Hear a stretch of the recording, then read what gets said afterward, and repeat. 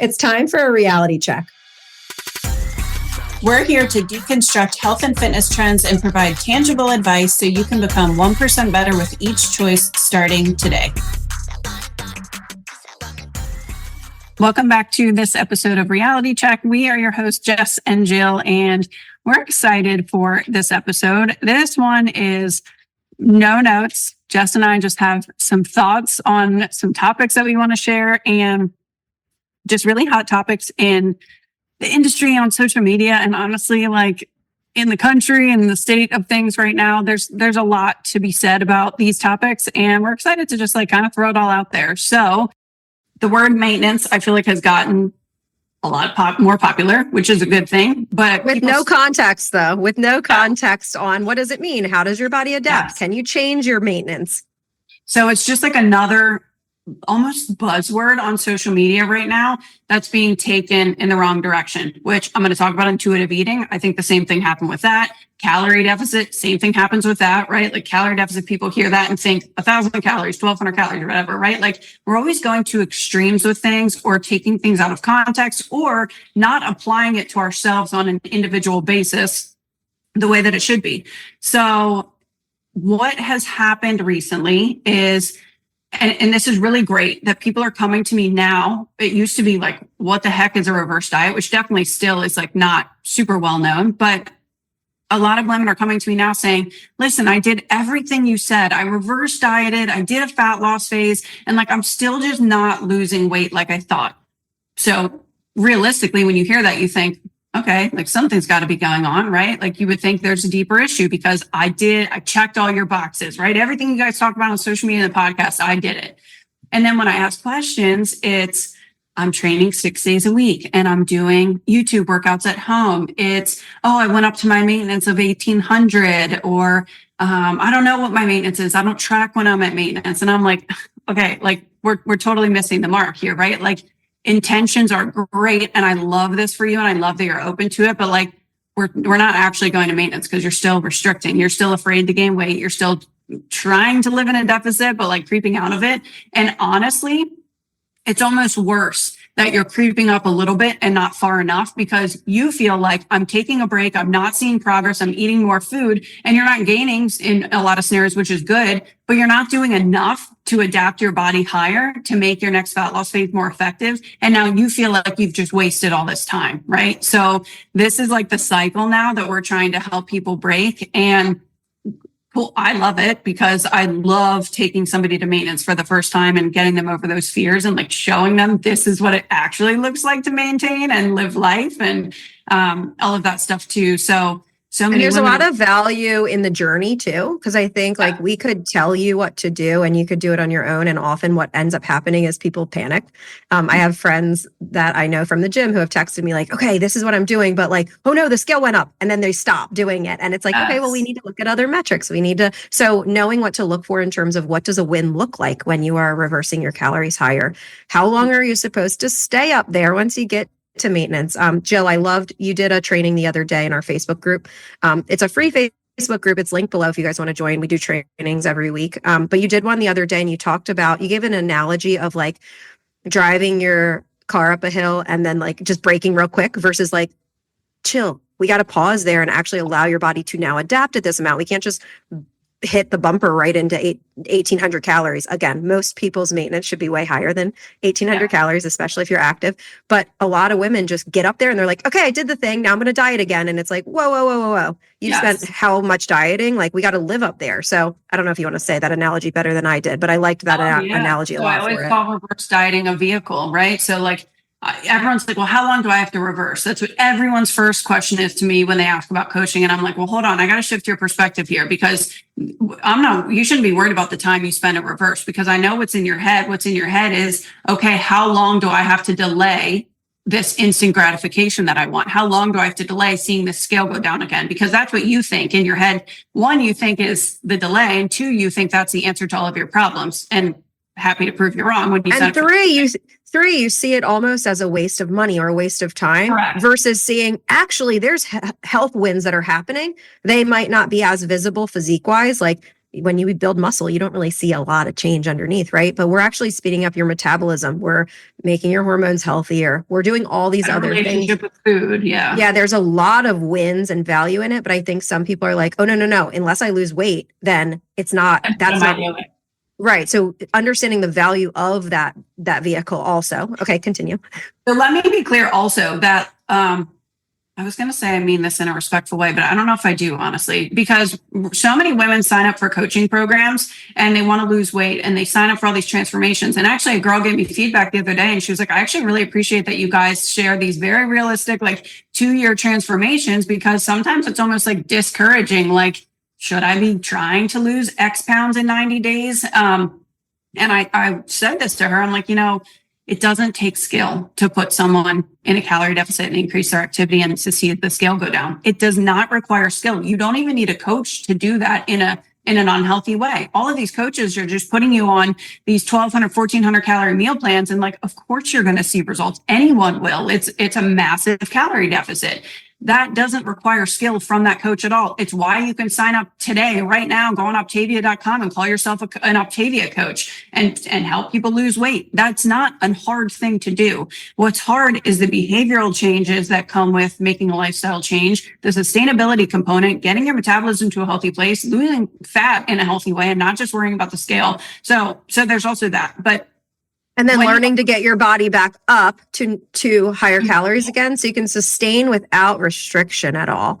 So you can sustain that physique change that you made, because a lot of times you make those restrictions, you lose the weight. Coaches post great before and after pictures all the time of 3-month transformations, 6-month transformations. And it's like, okay, but then what happened? That person wrapped up with that contract and went back to what they were doing. They never reversed out of it. So now their body is adapted to a slower, lower amount of calories metabolically. Their maintenance is now lower, and you left them high and dry to now go likely gain back more because their metabolism is slower. So that's what we really focus on, is that learning to maintain. How do we build muscle to actually adapt our body back up? So yeah, it's a vehicle, but it is not the destination. Yeah. Yeah. So essentially, when you do those lower calorie diets and you're adapted, I always say the reverse diet is the vehicle that takes you from a lower calorie adaptation to this higher one, to that new maintenance, right? So you're driving this car and it's getting you there, but you have to, the point is you're going back home, right? The deficit is the vacation. That's the short-term thing. You're driving this reverse diet car back home to maintenance, and you got to live there and hang out, right? We can't be on vacation all the time, as lovely as that sounds. We got to go home, live life, go back to reality, and go on a vacation next time, right? And so many people are like, oh, but I hit 2,000 calories and I don't know what's happening. And it's like, hold on. You just told me you spent the last 10 years at 1,200 calories, and you think eating 2,000 calories or 1,800 for a week or two is going to undo that adaptation? No. So all of your hormone concerns, your gut health concerns, your shitty relationship with food, your sugar cravings at night that you don't know why they're happening, that doesn't get fixed in a calorie deficit. It gets fixed when you live at maintenance. You have to live there and spend time there. Not to mention, all of these women are saying they want to build muscle. I love this. I love hearing more people say that. However, you don't build muscle at 1,700 calories for years and years and years. You have to eat more food to support that. So that's really which where will also, I'm speaking to what our clients say they want to do, which will also allow you to keep fat off longer. So the more muscle mass you put on your body, the more lean tissue we put on, the more calories we burn all the time to keep body fat off. Okay. So if I put 5 to 10, it would take me 2 years to put 10 pounds of muscle, right? If I put 5 to 10 pounds of muscle on a client though, and then we're losing body fat, they're going to have a way higher likelihood of keeping the body fat off and being able to eat more long-term. Their metabolism is in a healthier place, even though the scale didn't go down as much as if they hadn't put on that extra healthy tissue, which does not take up physical space or inches. Yeah. Yeah. And, if you ever are scrolling social media and you're like, how does she do that? How does she go out and eat X, Y, and Z? How does she eat whatever she wants? And it's like, she's metabolically healthy, and metabolic dysfunction is the problem in America right now. Honestly, that's where health problems are stemming from. And when you come to me and you want more energy, you want to be less irritable with your kids, you want to sleep through the night for once in your life, you want a regular cycle, you have hormonal acne along your jawline, you don't know why. All of these things come from giving your body enough fuel, enough nutrients, and enough support to thrive. We are not thriving in a calorie deficit, which is why it should be temporary. It is a deficit. I mean, the literal meaning of the word deficit, you don't want to live in that, you want to maintain and thrive and feel good. So most of the time people don't realize that eating at maintenance is actually the answer to all of those problems, to you losing fat and keeping it off, to all of your health goals. Now, the kicker is most coaching programs don't put enough emphasis on maintenance. And I'm calling myself out here too, that I thought I just needed to get people the result that they wanted, and that was it. And I did realize that was a massive gap. It still is in the industry, and something that we've changed so much about in our coaching program, because maintenance is hard. When you're not working towards a goal, a number on the scale, an event, a whatever, and you're just training for life, there's nothing like you're kind of dangling over your head, right? There's no carrot you're chasing, and it's just life. And that's requires an evolution of yourself, and that's hard, and that takes time. And the wins start to unfold as you go. Like when a client tells us like, oh my gosh, I didn't have any guilt or shame around food, and look, the scale didn't increase, my body didn't change. Like, cool, I don't have to restrict all the time, right? Like those types of things. Or when you're like, oh wow, I can squat heavier than I ever could before. My hips don't hurt. I can get up and down from the floor. And then guess what? In 6 months, in a year, in 2 years, your body looks totally different. So your physique is changing as a side effect of these inputs, because we are adding muscle and we're changing your body composition with time. But it's not going to be an overnight weight loss thing. So one of the things we really wanted to talk about today was, with all these new client inquiries that we've had a lot of people who have come from other coaching programs. And I have coached 3 coaches myself.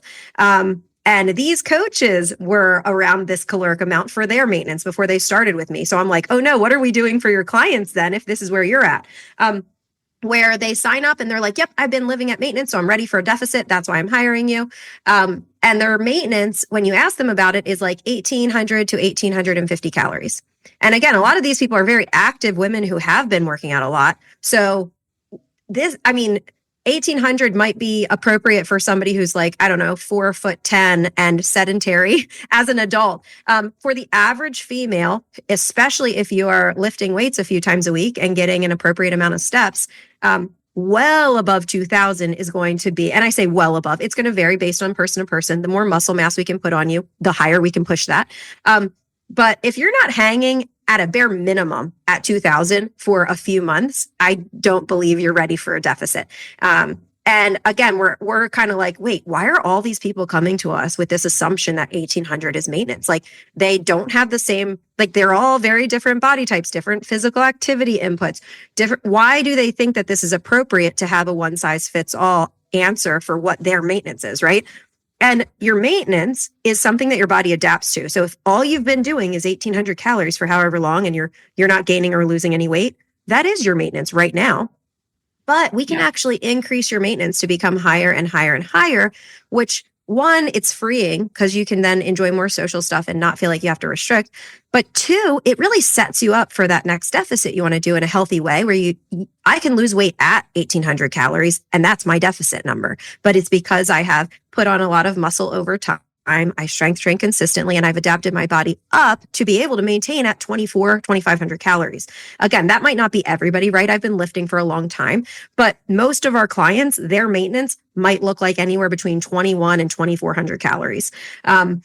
If it's somebody who is carrying a lot more weight on them, their maintenance might be higher, 2,800, 2,900 calories. But the way that we find maintenance is by looking at how the individual's body adapts over time based on inputs. So if your inches are staying the same, you are getting stronger, whether the scale is going up or not. If your inches are staying the same and you're getting stronger and your inches aren't increasing, your body is processing those extra calories towards healthy muscle tissue, and we can keep pushing higher. So we're actually looking at every single individual client and how their body responds before we make any macro change adjustments in terms of their goals. We're also looking at behaviors and how they're feeling. If I have a client who's like, ooh, I'm a little nervous to eat more, I'm like, okay, let's hang here for a little bit and we'll see how it feels. Let's find foods that feel good at this amount before going higher. I don't want to force feed you, right? Like, let's learn how to buy things like maybe full fat Greek yogurt instead of fat free because you're used to eating low calorie all the time. Like, let's learn how. As part of that journey, we're learning that stuff. But we are never saying like, okay, here's your maintenance based on a calculator. You can't, I don't know what somebody's maintenance is going to be until I actually see those inputs and how their body adapts to it. And it's going to change over time. So as I'm saying that, the same thing goes for a deficit. A lot of women think, oh, I dropped down to 1,200 calories because I want to lose weight. And it's like, wait, if right now your body's adapted to 3,000 calories a day, why are you dropping down to 1,200? Drop down to 2,600. And if you lose a pound a week, perfect. Hang there. You don't need to starve yourself. Like, what are we doing? You're going to see more sustainable results. You're going to be able to maintain your strength and your energy in the gym to maintain muscle better. It's going to set you up metabolically better. Yeah. Yeah. And actually, I think I've shared this before, and I want to say it was Eric Trexler and a couple other researchers that shared this study and everything. But they did a study where they compared diet compliance to someone who has steady reduced calorie intakes over time in a fat loss phase and somebody who just slashes to 1,200. There was no difference in the amount of weight lost between the two groups. However, this group that was just steady dropping calories was very consistent in their intake. Whereas the 1,200, you would think in your head, well, they had to have lost more or lost faster because of that. But no, they were so much more susceptible to days of overeating because it was so aggressive and so restrictive. So, and that's just a short-term study, right? Like, results and data show that in the short term, but long term, I would love to see a follow-up on that study of who maintained their results, because did they reverse diet out of this deficit, but also you created a lot of turmoil with your relationship with food. Like, us as coaches, if we see a client checking in consistently and every week, they're like, I'm having a hard time sticking to this, I'll be damned if I leave that client in that deficit. It's not good for them. I'm not going to sacrifice their mental health. Like, yeah, sometimes you got to get your shit together, right? And dial it in and be more mindful of your nutrients and whatever. But if I'm like, okay, we're sacrificing your mental health and your relationship with food in the name of the scale, this doesn't make sense right now. That's a conversation I have to have with that client. That can be really hard to do with yourself, right? Especially when someone is really desperate to see that progress. But like, you are trying to often overcome biology and your body's survival instincts when you have those intense cravings and hungers and like I'm binging and I don't know why. Sure, there's like mental and emotional aspects that can be involved, but a lot of times this is your body literally screaming at you saying, I don't like this. I don't want this anymore. And that's often a sign that you have to pull out of that deficit and regroup. And again, a deficit in itself is you are going to feel slightly hungry, right? Your body is used to more food and your body wants to maintain homeostasis. It's going to say, we're losing energy. We better get some more. And it's then going to take energy from stored either fat cells or muscle cells, right? We want it to come from the fat. So we're doing our strength training and all. But that needs to be taken into account too. It's not just that simple of losing the weight, right? Yeah. Which is why you have to be so mindful of your protein intake and your fiber and eating whole foods so that you can offset those feelings. Now, you're going to be hungry, like Jess said, and it's a deficit at the end of the day, but it's temporary discomfort and it should be tolerable, right? To some degree, it shouldn't be consuming your brain. And we're teaching people how to be less hungry during that too, by adding things like fiber and water and more whole foods. Like, people tend to eat less food and think they're eating more calories when they eat more whole food because they're satisfied and full of nutrients and there's more fiber that's keeping them satiated. So it doesn't have to feel like torture, guys. Yeah. And then on the other side, so many women who've restricted for so long, and you kind of touched on this where, and I'm doing this with a client right now, actually, she's seen such great physical results, like inside and out in her reverse in a matter of a couple of weeks, but she is intimidated by full fat yogurt and eating full fat cheese and whatever, like sauces. Like, she has always gone to like mustard and hot sauce and those more deficit type of foods and choices because that she's used to restricting. And even eggs, she doesn't even eat whole eggs. She's just always eating egg whites because she's like, the fats in the eggs and the high calories. And I'm like, can we play the nutrients in the egg yolks? Yeah, I'm like, do you like eggs? And she's like, yeah. I'm like, great. Can we like play with this week? I'm like, have an egg or two at breakfast. And it's been really cool to see her. But this is another lesson for people who are reversing. And if you're like, oh, I'm not hungry or I can't eat that much food, so my maintenance must be lower. No, you're not. Like, if you're just filling your body with as much volume as possible, yeah, it's going to be a lot harder to get calories in. I will have clients who are in that space mentally or physically after dieting for a long time, eat more nuts and seeds and olive oils and sauces and dressings and those more calorie dense foods just to hit that calorie goal without feeling overly stuffed, right? So you have to, that's a balancing act, which is, again, why coaching can be so nuanced. And then with maintenance, I think one of the biggest questions, and I know I don't have a clear-cut answer, so we'll kind of share both of our perspectives here, but a lot of people ask, well, how long do you have to be at maintenance before you go back into a deficit to see progress? Okay, so one, again, I hope that by the time all of our clients are done with us, they are, which most are get to this point, they are like, oh, maintenance isn't a waste of time. I see value in that, because I feel like you're right. Everybody is ready for, okay, how long is this so that I can get out of it? And it's like, whoa. We want it to be the other way around. Like, most of our year should be spent maintaining or building muscle. And then a little bit of our year, if it was an ideal world, we would have every single person be in a muscle building phase for 8 or 9 months and then be in a diet phase for 3 months. And guess what? You would see killer results in those 3 months because your metabolism is set up for it. Most people aren't willing to do that. So as a minimum, here's what I message to my clients. I say, okay, we're going to build to get you up to whatever that number is for you, right? Once we get there, and I tell them, like, I know it sounds uncomfortable right now if you're used to dieting, but it will be north of 2,100 calories. Like, and we'll see. We'll keep pushing it until either, if you gain inches, then I went too far, right? But that's not going to happen, right? As long as we're strategic. Or until you're like, okay, Jess, I can't eat anymore, and we're filled with nutrient dense foods, and we're not restricting on social occasions, all that. I will tell them, once we get to that point, we're going to hang there for 8 to 12 weeks before we ever go into a deficit. Now, during that time at maintenance, if they are losing inches, that means body recomposition is occurring. That means they are building muscle and losing fat at the same time. So if their weight is staying the same or even increasing slightly, but they are losing inches, we do not need to go into a diet yet because their body is already changing and losing fat. Right. So if they're responding like that, we do not need to take out calories. Why are we going to pull that card out before we need to? So if you're getting the green light from your body by building muscle, losing fat, and feeling better, don't go against that. And they're like, oh, but I haven't seen the scale go down. And it's like, yeah, but you lost 4 inches in your waist already, and we haven't seen the scale. Like, how cool is that you're at 2,200 calories and 4 inches down on your waist? Like, let's live there. When your body starts to stall out at that amount, okay, cool. Now we're kind of maintaining, we're adapting to this amount. Then when we go into a deficit, we're going to allow your body to tell us if it is really adapted to that high amount. So for most people, I say 8 to 12 weeks. But if you've been dieting for 15 years, here's what might happen.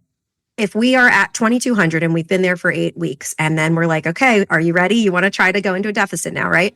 And we cut your calories down to, say, 1,950. And after a couple weeks, again, give yourself time to adjust. You're not going to lose weight perfectly linear, right? But after a couple weeks, if we don't see any changes, it's your body saying, hey, we are not adapted to this high amount yet. Maybe we lived way under this way longer than we were at the high amount. Okay. So oftentimes we will see change, but then if we don't, we can make a decision. Do we want to drop down to 1,800? We need to then figure out, what does a deficit look like based on what your body is adapted to right now? Or you can choose, you know what, I'm going to stick to what your suggestion is and go back up to that 2,200 and live there for 6 months. And then when we drop, I don't have to cut as steep. It's totally your choice. I'm giving clients options, but here's option A and here's option B, and here's the short and long-term outcomes of both. If we need to cut lower and lower, we can certainly do that. And then know on the other side of that deficit, we are then going to reverse you back out of it and learn how to maintain that new figure, right? Just like you've maintained your figure during this first reverse, we're going to maintain that figure during your next reverse to get you back up to high calories again, now with a new figure, a new starting point for your next deficit, right? So that's kind of how I message it. Yeah, no, same. And I tell everyone, I'm like, these are always new clients. Well, how long, right? How long do I have to be there? I'm like, listen, in a perfect world, every client that comes to me would not diet for the first 6 months of the program. However, we modify this as coaches because we know you're looking for a result, right? And it can be mentally hard initially to just say, I'm going to maintain here, right, for 6 months. Now, we know what that looks like. In your head, you think nothing is changing for 6 months, when in reality, everything is changing. But we tend to speed up that process because we know you want a fat loss phase. And what happens is we'll do it first fat loss phase, often, like Jess said, sometimes has to be a little bit more aggressive because we didn't live up at maintenance the way that we wanted to and fully adapt. Not for everyone, but sometimes. And then when a client has reverse dieted, they see for themselves and they have visually made the connection of, I did not gain fat when I was eating more food, when I was eating over 2,000, and then I did a fat loss phase that didn't have to be 1,200 calories and a ton of cardio. At that point, we have captured so much of their trust that they're like, cool, how long are we at maintenance this time? Like, I'm good, right? They just needed that win to see it, to believe it, and then they're fine. And we're okay with that, right? As coaches, we understand what you're looking for. And I would love for everyone to just sign up for 12 months and commit to maintenance for the first 6, and everything would be great. But again, we want to get you that win just as bad as you want it. So we do that, and we kind of flip flop a little bit. But and then we have clients who are a year, 2 years in, who are like telling us, okay, I'm ready to go into a maintenance phase because the holidays are coming up, and then I have this vacation, and it's not a good time for a deficit for me. Let's focus on muscle building. So they get to this point where they know the wins that they are looking for. They know what is realistic in terms of their inputs during certain life seasons. And they know they have to set their body up if they want a deficit to not be miserable. And we really care about their mental health too. So we don't want to get them in a place where, okay, sure, client, I'll just put you in a fat loss phase whenever you want. We have to keep dropping lower and lower and lower and lower. It's like, that's not doing you a service health wise. So we're not going to get behind it. Yeah. And, there is, so all of that being said, there is no set timeline to be at maintenance. Everyone is different. Everyone's diet history is different. Your body is different, your lifestyle, your compliance. So I would say, if you're listening to this and you're like, I know I need to reverse diet, I know I need to spend some time at maintenance, do it now. And anticipate a good 12 weeks at least. And this is not torture. This is not stomping my feet. I'm not getting results for the next 12 weeks. Shift your perspective into, are you getting stronger in the gym? Are you sleeping better? Can you work on your relationship with food? And any gut issues or hormone concerns or whatever. Are you nourishing your body with healthy things, or are you just filling in random calories with protein shakes and protein bars? Let's actually learn how to eat whole foods that have lots of vitamins and minerals. Yeah. Let's learn that. It's a lot easier to learn that at high calories than it is at low calories when you're starving yourself. Come on. You're starving. You have to be very consistent. There are a lot of moving parts in a deficit. You have to be really on your game, right? Whereas at maintenance, calories aren't changing. You're being intentional in the gym, right? You have the time and the brain capacity and the space to fix those other things. And that's the time to do it. So I have a client right now that's really antsy to go to fat loss. And I'm like, dude, I get it. But you've been under eating and we've been fighting for our life in this reverse. You've got to get your calories up. But we can't, we literally cannot go into a fat loss phase. It's not going to work. So for her, I'm like, okay, not only do we need to get calories up, but some weeks you get 1 workout and some weeks you get 4. And sometimes you hit your steps and sometimes you don't. And sometimes you hit your protein and sometimes you don't. If we're just doing everything sometimes, why on God's green earth would I, as a professional, advise you to go into a fat loss phase when you can't even be consistent at maintenance, when things are, air quotes, easier? Yeah. You have to hit those inputs, or else I'm going to take you into a fat loss phase. We're going to downregulate metabolically. You're going to feel restricted. You're not going to see results, and you're going to be pissed and think your body's broken, when in reality, you're just not sticking to your shit, and your metabolism is downregulated for no reason now. So we're not doing it to torture you.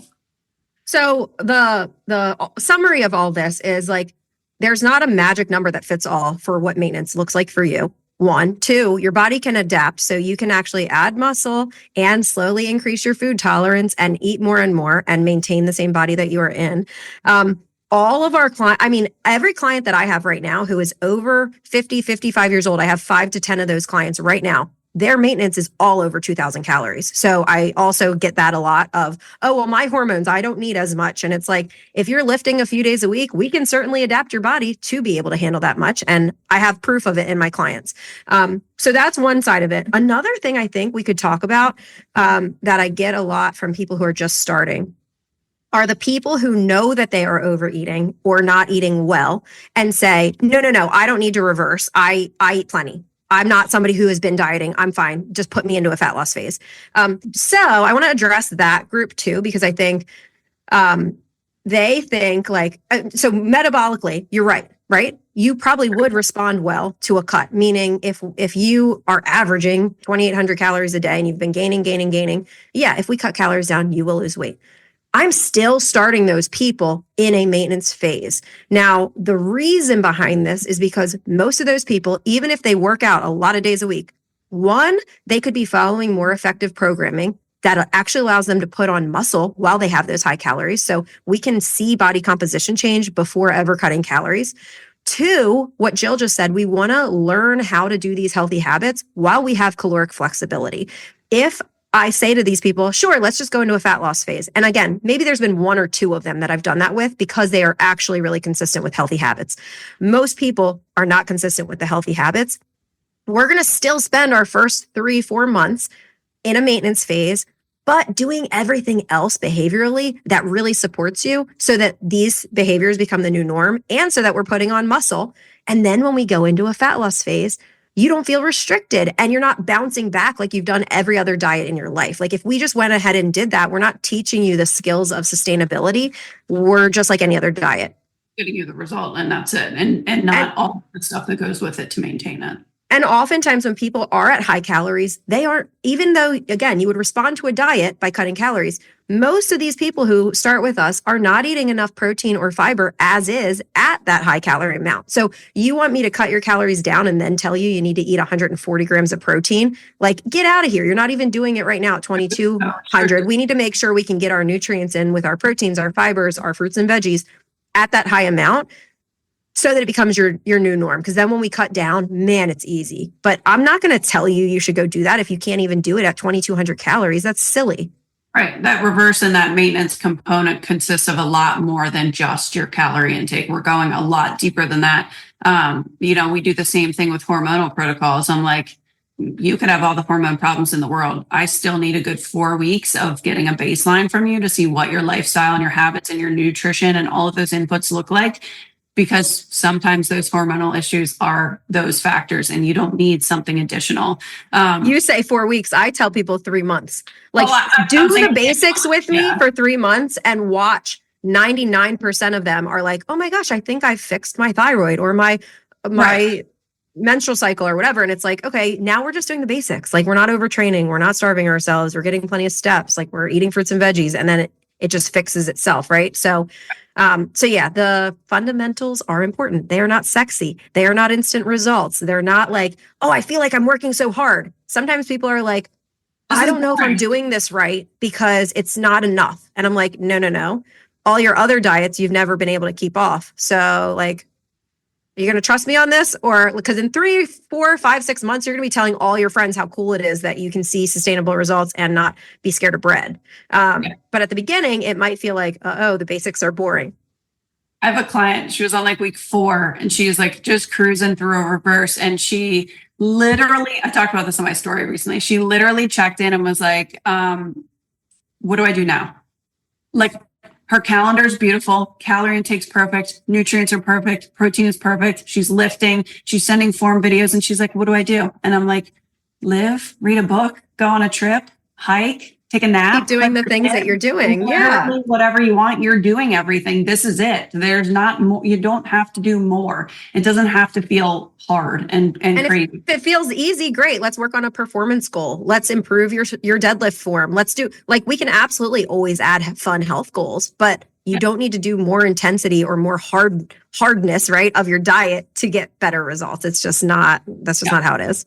The other thing too is, so many people think when they hit their 40s, like, oh, my metabolism took a shift and things got weird. I feel like belly fat came on overnight and this, that, and the other. A lot of times what I see is women are training with such intensity or such high frequency, meaning like 5-6 days a week of like, circuit, whatever. YouTube videos is a popular thing that's coming to me right now. And then it goes along with the maintenance, right? Where they're eating 17 or 1,800 calories and they're like, I can't get results no matter what I do. And I'm like, Okay. Like your head's in the right place. And I know that you like understand the concept of eat less, move more. And they're working so hard. So Yeah. it's like, I understand where their frustration's coming from because they're Yes. trying, but they're just not doing the most effective things. So I always say that, like, if someone comes to me working out consistently, like, first of all, kudos to you because you're doing what a lot of people don't do, right? Working out 5 days a week. However, more often than not, you have to pull back a little bit to see the results that you want. And I never want to say that a workout is a waste of time because you're moving your body and it's good for your health and all of those things, right? So that's never the case. But from a specifically adding muscle and physique change standpoint, you going to the gym and going as hard as you can with such intensity 5 days a week or more and eating 1,700 calories, you are never going to see the results that you want. Ever. It's never going to happen. You can go harder. You can do whatever you want. It will never happen until you undo those adaptations, nutrition wise and workout wise. Or when you unplug that fear of, well, I don't want to gain any muscle mass because I don't want to see that scale go up 5 pounds. I have a mental hang up about it. It's like, okay, but like muscle mass does weigh something. If you put it on your body, I guarantee you will see physique change in a positive way though. I know people are always like, well, will I gain weight in reverse? And I'm like, yeah, probably. The goal is for the scale to stay the same. And if it goes up and we're adding muscle, then cool. But your body is going to stay the same or look more toned and more lean. It is not going to be the other way around if done properly. And again, I'm saying if done properly because I've had clients who are like, oh, freedom, balls to the wall. I'm going to eat whatever I want because they're telling me I can eat more. And it's like, no. We need to reel it in. We are doing this in a very strategic way to make sure we're getting the right type of weight. I think this happens a lot. And again, I think it's like good that women are learning more and interested in the topic of reverse dieting. But I think they'll watch like a video on YouTube. They'll watch you on YouTube, Jill, right? And how be many like, calories do I increase next? I can't give you that answer. Right. And they're like, oh, I need to reverse diet. I started reverse dieting. And then I see them gaining weight that's not healthy weight. And it's like, oh, I wish that I could help them refine this process because it's not just going from starving yourself to indulging in everything. It's like, no, we're adding nutrients very strategically. We are keeping consistent with our calories. We're not just having random nights out with drinks every single weekend. Like it's strategic to make sure you're building the right type of weight.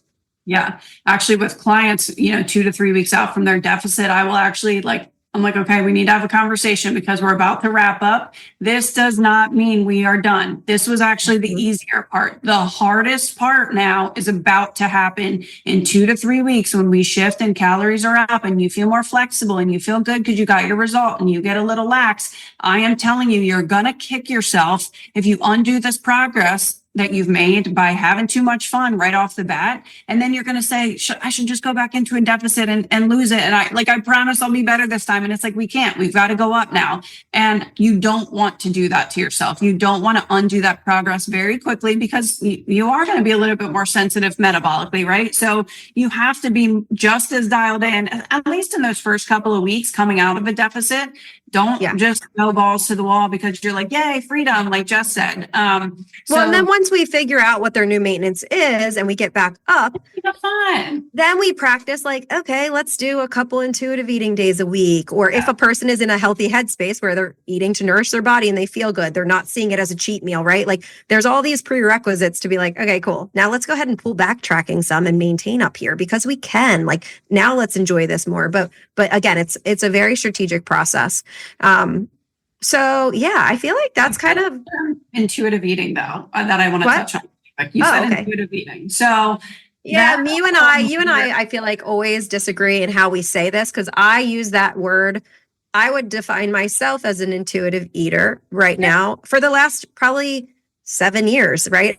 I haven't tracked, and every now and then I'll use macro tracking as a tool, meaning if I feel my jeans getting a little snug, maybe I'll track for 2 or 3 months because I know I can adapt my body pretty quickly based on what my norm is. I eat a lot of food. I train really regularly.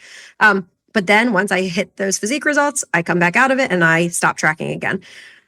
Both of us agree that intuitive eating has to come with some level of education first, whether that education is through knowing what you're putting in your body through macro tracking, whether it is through counting colors on your plate and learning about what different meat serving sizes look like based on your hand size and different fruits and vegetables, what's in them, things like that. It needs to come with some level of education. intuitive eating, both of us agree, is not, I'm just going to listen to whatever my body says. Our bodies are built to survive, meaning anytime there's something that's calorically dense, we're going to be like, oh, yay, extra energy for me to store for later to live, right? So when we are in this world where everything is tasty and overly sugared and oiled and salted up, like if I listen to my cravings, intuitive eating would make me obese, right? Like it's so easy for that to become the direction.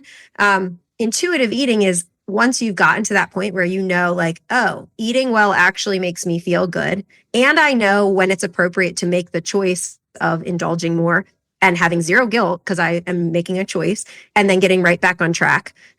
Like all of those things are the things I'm talking about that are a requirement before I say, like, go ahead, client, have whatever you want. And again, it's not a cheat meal. It's not a balls to the wall day or week or whatever. It's like, okay, now let's see if we can practice what we've been learning and take off the training wheels a little bit. Yep. Yeah. And this is kind of what I talk about a lot too, where I think people struggle with maintenance because sometimes people feel the pressure of having to track all the time because they don't trust themselves to go off, which is something that we've talked about a lot more within our program of like, let's really test this, right? And let's pull back from tracking under the guidance of a coach that you feel good. And when things go wrong, you're like, wait, what did I do wrong? Or how do I dial this in?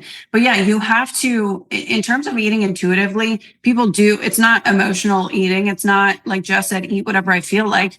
Your intuition, if you're doing it correctly, should be to eat nutrient dense foods. And sometimes there are things that I want for lunch that I'm like, I really need more protein and fiber. I have to eat this instead, like that's intuition, right? That's knowing like, okay, I have this feeling. I acknowledge it. Maybe I'll fit something in later this week type of thing, but I know how to feel my body. I know what my hunger signals feel like eating at maintenance because that's what you have to learn. And knowing like what the volume of food feels like at maintenance, which is why I think spending time at maintenance is also so important because most people don't know what it feels like and why I love macros with maintenance too, is you have to know what maintenance feels like. You have to know what your maintenance is, first of all, and know how hungry do you feel and how many meals do you need to eat in a day to eat your maintenance calories. And so many women are afraid to eat maintenance calories, but I'm like, you just told me that every weekend you throw all of your progress out the window. What do you think? You're eating 1,300 calories on the weekend?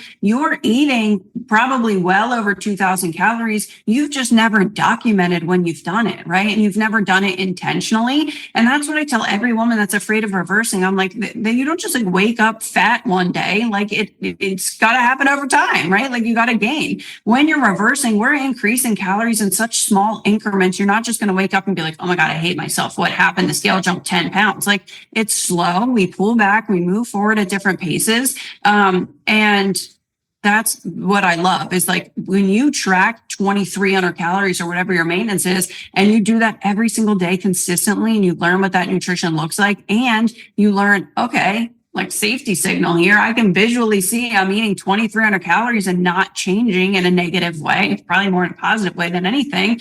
Then you start to neutralize that fear around eating more than 2,000 calories. Now, and you learn too, like what a healthy full maintenance looks like versus a less healthy hitting my calories, right? Like I love food, guys. Like I will always struggle to be in a deficit more than I will struggle to be in maintenance or a surplus. I love building muscle because I love to eat, right? But I could easily kill like 4,000 calories with some pad thai and a cheesesteak or whatever.